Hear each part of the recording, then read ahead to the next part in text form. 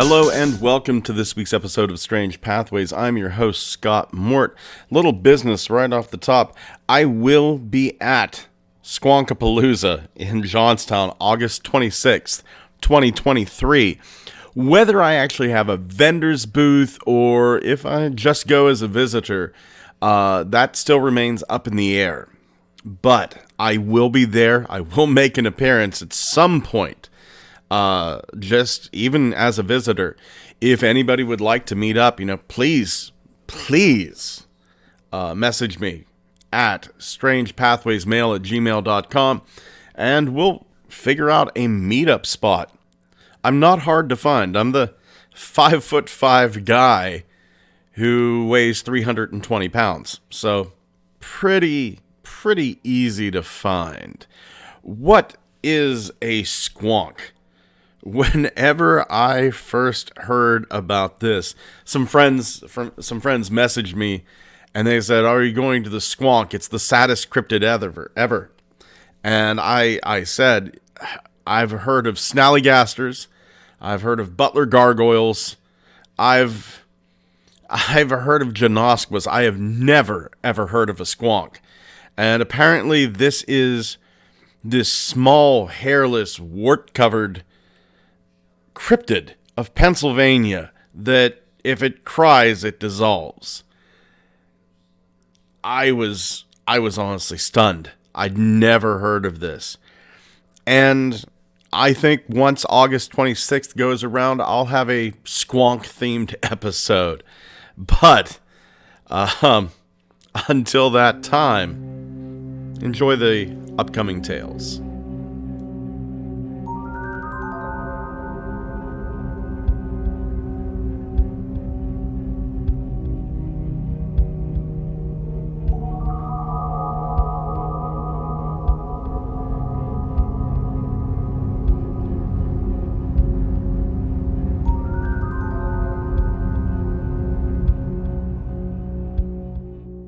Our first tale is going to take us to Conil de la Frontera, Cadiz, Spain, September 29th, 1989.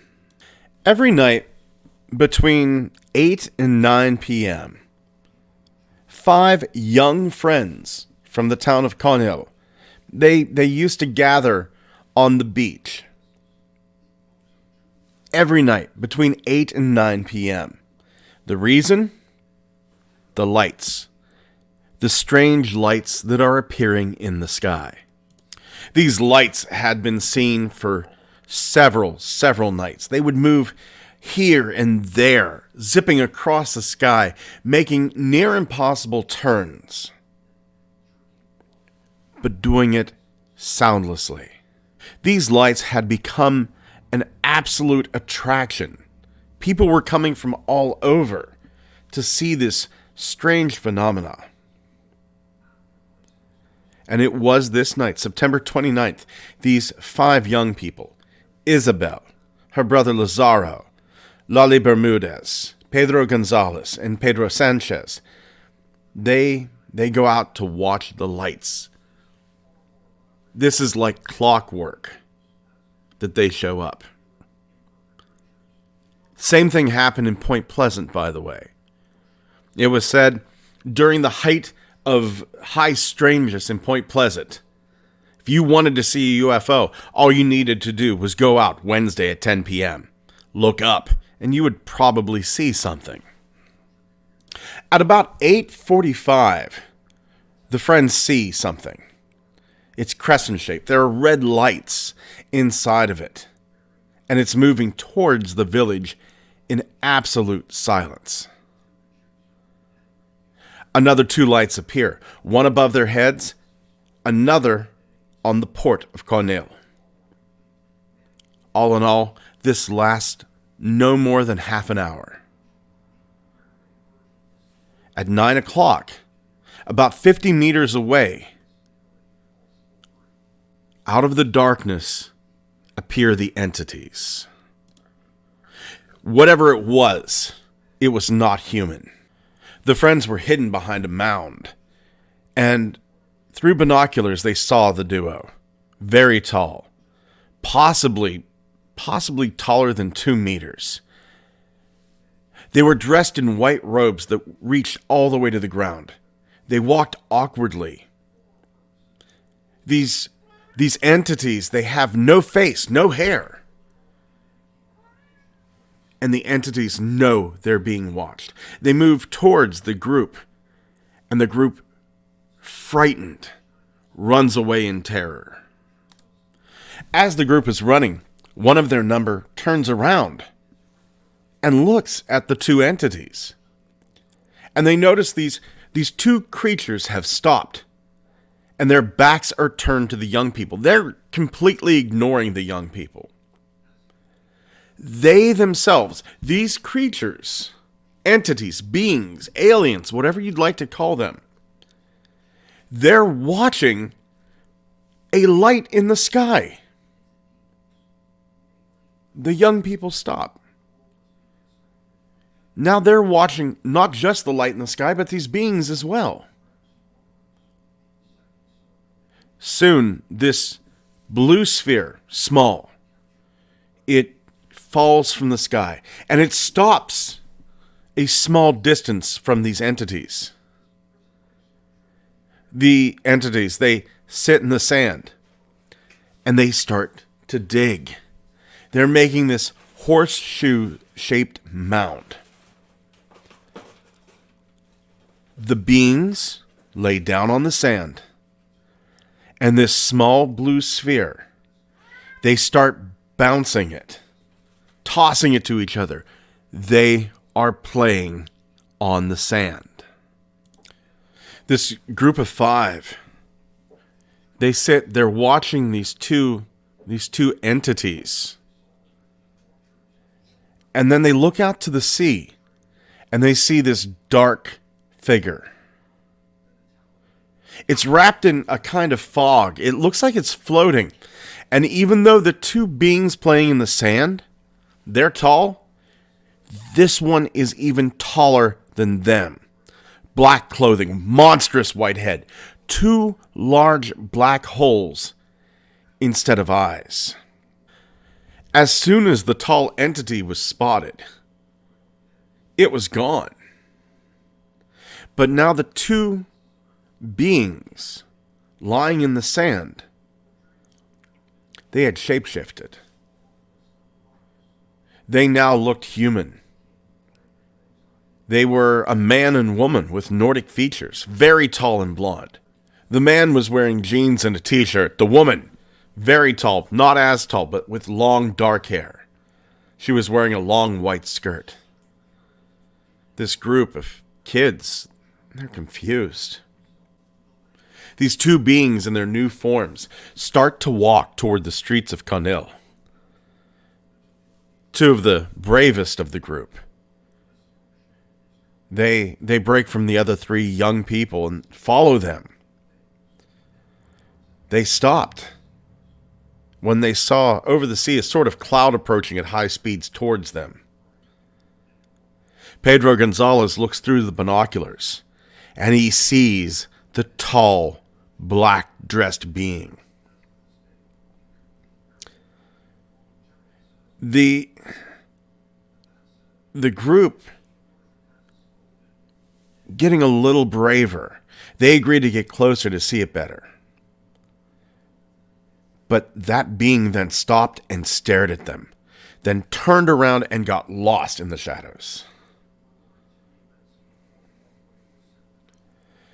This is whenever the young people realized that because of the appearance of this being, they lost sight of the other 2 shapeshifters. Now, I gotta give these kids props. I would have never gone back, but these young people continued on.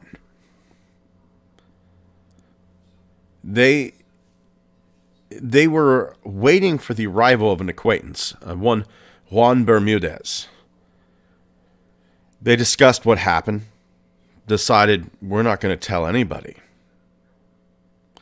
And that was when, at 10:30, Juan Bermudez arrived. And they told him what happened. They couldn't keep quiet. Juan goes, okay, let's go down to the beach. Let's look for evidence. They did find footprints in the sand. 45 centimeters long, 15 centimeters wide. There were other tracks, though. 4-fingered tracks. These were the tracks that headed to the village and departed from the mound. That horseshoe-shaped mound made by the two shapeshifters. In the next day or two, Spanish ufologist J.J. Benitez ends up in the town. He's heard of this story. He's heard of these lights. And he meets with the 5 young people. J.J. Benitez snoops around town, does a little detective work, and finds out that the 2 shapeshifters had rented a hotel room using the identity of Dutch engineers. Benitez and these kids, they see these 2 beings on the beach again. They follow them. These 2 shapeshifters, they start walking towards the water and disappeared into the sea. Benitez took photos of the footprint, photos of the mound. If you'd like to see those photos, head over to the Strange Pathways Facebook page. They'll be up on our Instagram and on our Twitter. Absolutely mind-blowing case.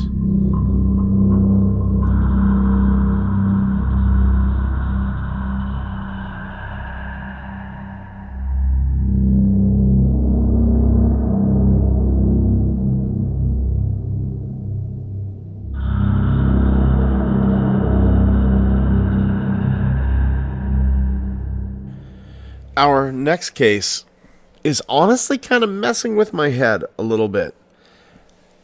I would swear that I've talked about this before on the podcast. It's giving me the strongest sense of deja vu I have had in a long time. But looking through all my notes, looking through all my videos, I can't see that I've ever talked about this. I don't think it's any sort of Mandela effect. I think I'm just getting old. But if I have talked about this before, my apologies. But we're going to be going back to July 31st, 1968 at about 9 a.m. Plaine de Cafre, La Réunion, 1968. Now, La Plaine de Cafre, this is a little tiny island, Reunion Island, just off the coast of Madagascar. It's here where we find Luce Fontaine, who is a Creole, a drunk cowboy, according to a lot of people around him. And he's also a farmer. He's married to a school teacher. He's about 22 years old, and he's gathering grass for his rabbits in the center of an acacia forest. This is near La Tampon, on the plain of Cafre. And this is one of the things I find interesting. It's very, very specific as to where everything is.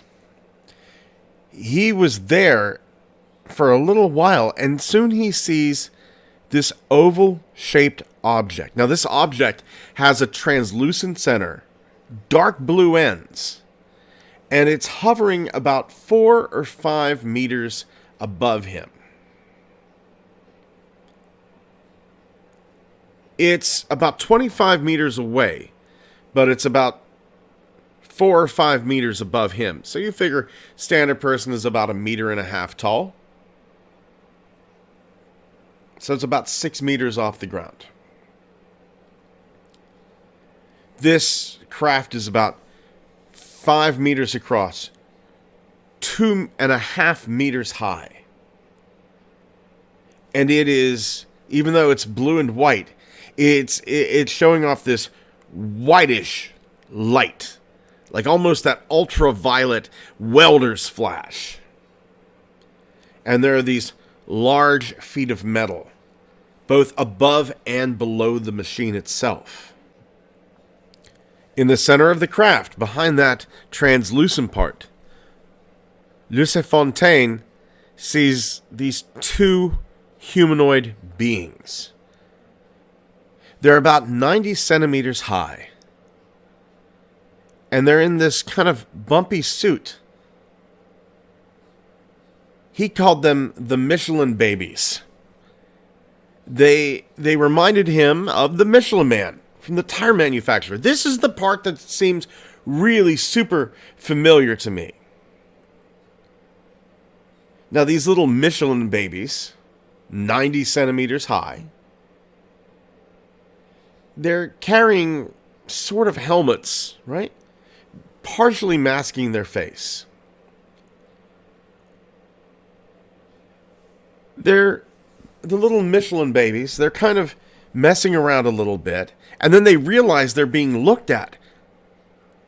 And they turn their back to him, and the machine disappears. There's this flash of dazzling light, this blast of hot air, and then it just disappears. The local police, the gendarmerie, they interview him. Captain Leopold Legros, the director of departmental services of fire and help on Reunion Island. He's got a little knowledge about nuclear power. He's got a little bit about chemistry, a little bit about biology. He goes out and he investigates himself. He gets Luc Fontaine's, I'm saying that name differently every time. Luce, Luc, Luche, Mr. Fontaine's. He gets Fontaine's hat and trousers and tests them for radiation. It's high. Higher than it should be. He tests this stuff. The radioactivity, while not dangerous, it's much higher than it should be. So, the next step, Leopold Legros goes out to the field where Fontaine was. Abnormal high radioactivity there on 6 specific points. It's like a 3x3 grid on the ground. Now, did Mr. Fontaine, Luce, did he get sick? Yes. Luce Fontaine had nosebleeds for 8 days after the event. Other than that, it didn't seem like there was any other health problems. But for 8 days, nosebleeds. My very first thought is radiation exposure, does that lead to nosebleeds? And you know what? It does. Bleeding from the nose, mouth, gums. Pretty much any hole in your body, any orifice can bleed from radiation poisoning. A ufologist gets a hold of this case. J.P. Lavalgrand of Dane Denis de la Réunion. He's kind of like a civilian ufologist, but he is a ufologist. He published a report. And then a report from Mr. Albany of the GEPA ufology group. They all come to the same conclusion. And according to this, in about a radius of about 5 meters. There, on grass tufts, on stones, they detected high levels of radiation. Not alarming, but abnormal levels of radiation. This was 10 days after the event. And there was heavy rains.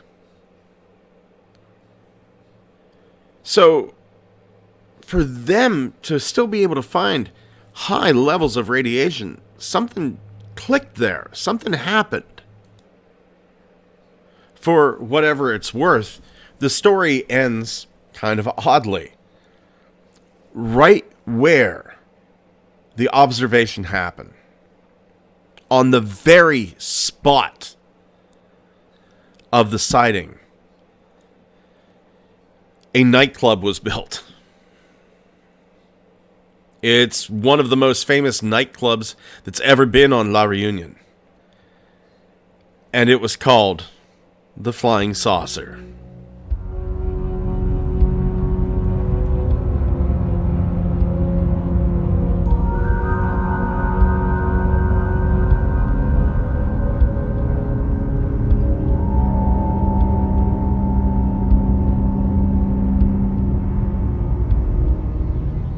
Our last tale is going to take us all the way back to late 2006, just before winter break. It's a small college in rural western Pennsylvania, right where I'm sitting. Whether it's a small college here in Johnstown or a small college someplace else, that remains to be determined. The witness has decided to stay anonymous. I don't blame them. They've decided to keep the location anonymous. Once again, I don't blame them. Not in the way our society treats people who have these kinds of experiences. At the time, our witness is a freshman in college. Now, this college that he's at, the parking lot at the edge of the campus is right up against state game land. Which, yeah, there's a finite number of colleges right next to state game land. But unless you're from Pennsylvania, I don't think you realize how much game land we have here in this state. There's a lot. There's a lot. A couple of nights during the week, him and some friends would go out there and smoke weed. Now, I know a lot of people are going to go, well, they were inebriated, they were intoxicated. Look, I've been drunk. I've smoked. I've never hallucinated anything like this. We're not talking acid or ayahuasca or DMT. We're talking weed and booze. It's the aspirin of recreational drugs.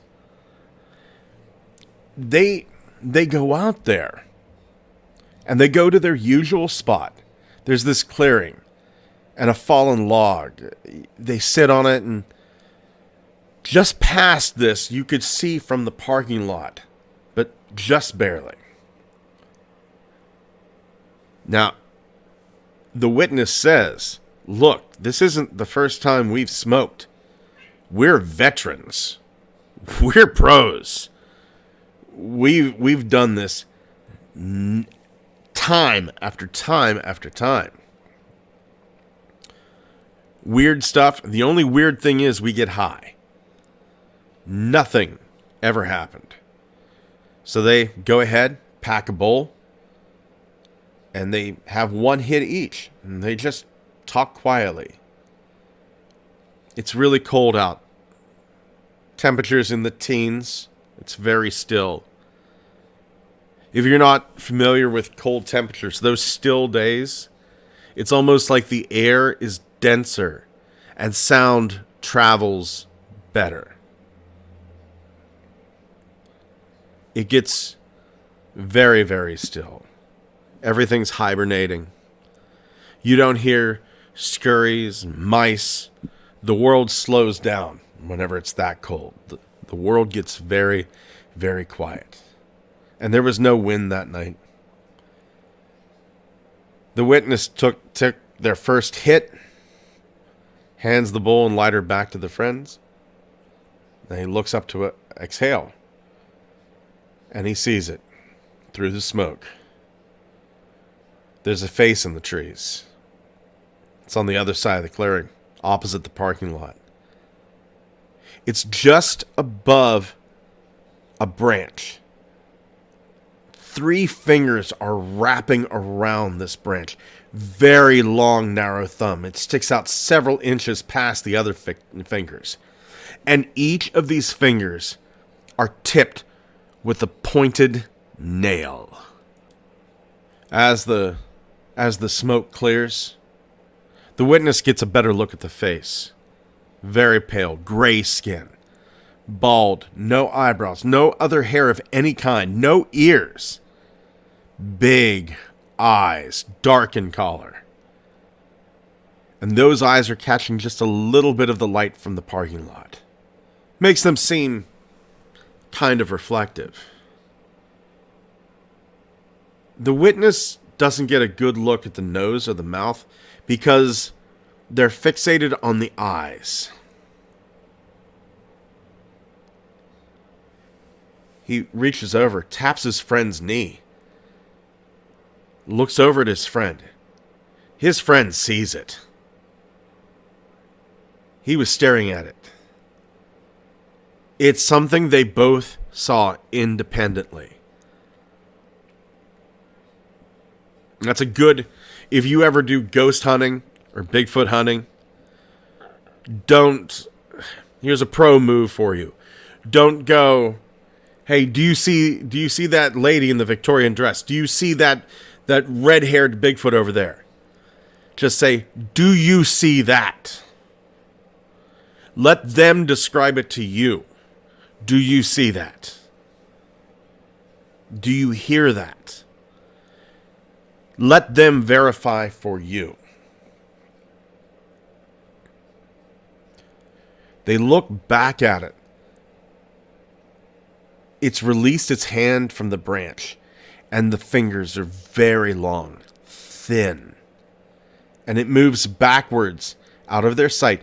Doesn't even make a sound, even though there were dry leaves scattered all over the ground. There's this odd calm. The 2 friends run back to the parking lot as soon as this creature is out of sight. They're so scared that the friend doesn't even realize that he has stuffed the still smoking bowl of pot into his coat pocket and dropped the lighter. They run to the opposite side of the parking lot from the woods, where there was a road, there was some car passing, some other students walking around. They finally feel safe. Now, of course, there's the, oh my God, did you see that? What was that? But eventually, you start to accept. And they sit down and they talk about what they saw. And all the details match up perfectly. The only point of contention was that his friend didn't even think the creature had a mouth. The next day, they go back into their spot in the woods. They find their lighter standing upright on the log. It's not on the ground. It's not on its side. Something has stood it upright on the log.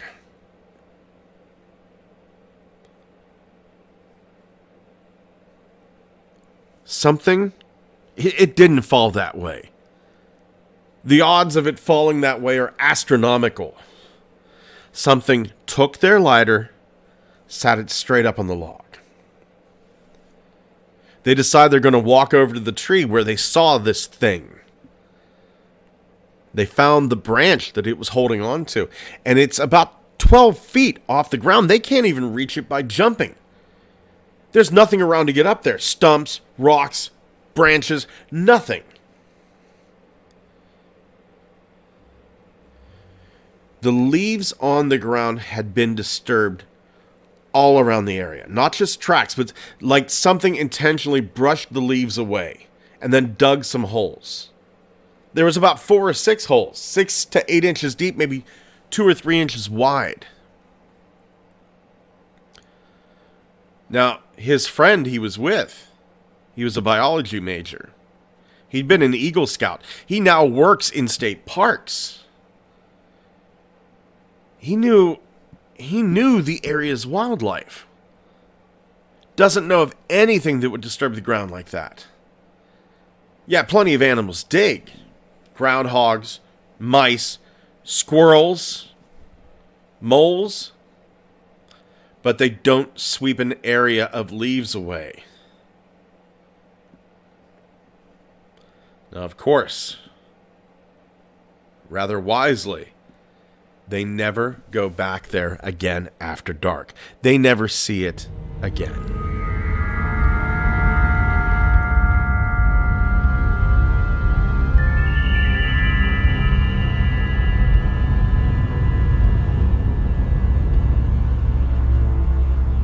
Thank you once again for joining us here on Strange Pathways.